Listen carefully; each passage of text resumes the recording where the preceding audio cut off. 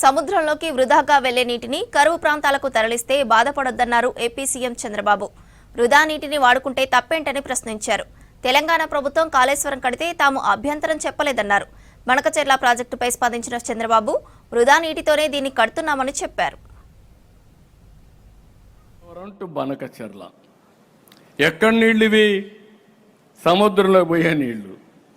సముద్రంలోకి పోయే నీళ్లు నేను తీసుకుపోతానంటే దాన్ని కొంతమంది ఒక పార్టీ రాజకీయం చేస్తే వాళ్ళు చేశారు కాబట్టి మేము చేయకపోతే వెనకబడిపోతామని ఇంకొకరు మాట్లాడే పరిస్థితికి వచ్చారు. ఇది మంచిది కాదు.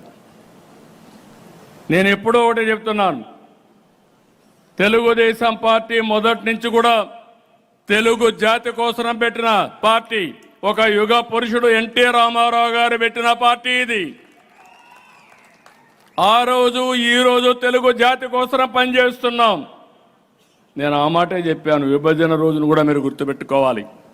నాకు 2 ప్రాంతాలు సమానం అని చెప్పాను, 2 కళ్ళు అని చెప్పాను, ఇద్దరికి సమన్యాయం చేయమన్నాను. అయితే అక్కడ నమ్మారు, ఇక్కడ నమ్మారు. అక్కడ మేము బీజేపీ పోటీ చేసి 20 సీట్లు గెలిపించారు, ఇక్కడ అధికారాన్ని ఇచ్చారు. అది నా జీవితంలో ఎప్పుడూ మర్చిపోలేనని చెప్పి మీ అందరికీ మరొక్కసారి విజ్ఞప్తి చేస్తున్నా. సముద్రంలోకి పోయే నీళ్లు తీసుకుపోతామంటే దానికి కూడా ఎక్కడ రైట్ ఉందని ఆలోచిస్తామంటే ఎక్కడికి పోతాను? కాళేశ్వరం ఉంది. నేను ఎప్పుడు అపోజ్ చేయలేదే, నేను వెల్కమ్ చేశాను. గోదావరి పైన మీరు ప్రాజెక్టులు కట్టండి, నీళ్లు తీసుకోండి. గోదావరి ఒకటే తెలుగు జాతికి శ్రీరామ రక్ష. నీళ్లు సముద్రంలోకి పోతున్నాయి. 100 సంవత్సరాల చరిత్ర, 1000 టీఎంసీ నీళ్లు సముద్రంలోకి పోతున్నాయి. నా కోరిక ఇదే కాదు, గంగా కావేరి నదులు అనుసంధానం చేయాలి.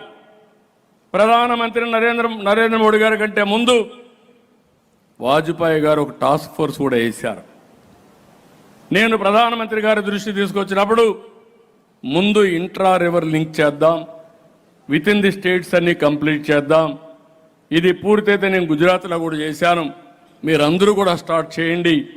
ఇది పూర్తి అయిన తర్వాత నేషనల్ లెవెల్లో రివర్స్ లింకేజ్ ఈజీ అవుతుందని ప్రధానమంత్రి గారు కూడా చెప్పే పరిస్థితి వచ్చారు. నేను చాలాసార్లు చెప్పాను, రాజకీయ నాయకులకి పాజిటివ్ థింకింగ్ ఉండాలి. ఈరోజు నరేంద్ర మోడీ గారు ఉన్నారు, మనం అందరం ఆలోచిస్తున్నాం. సరైన సమయంలో దేశానికి సరైన నాయకుడిగా నరేంద్ర మోడీ రావడం ఈ దేశం అదృష్టం అని మరొక్కసారి మీ అందరికీ విజ్ఞప్తి చేస్తున్నా.